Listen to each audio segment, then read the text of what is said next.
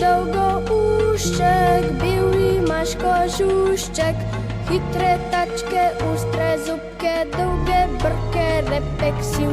Zdraví, co stanuješ, v chlivu poskakuješ, ryb pogledaš in korenje, ditelico in kromfir. Na jasi pri beli brezi se zbirajo pastirčka Tonček in Pihec ter pastirica Moka. Tonček vselej pripelje s seboj ovčko. Ta ima za vratom privezan srebrn zvonček, ki nebeško lepo cinglja.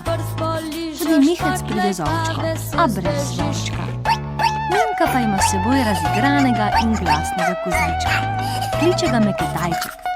Pripovedujejo si zgodbe, pesmi in tudi zapojejo si. Najraje imajo tisto o pastirčku.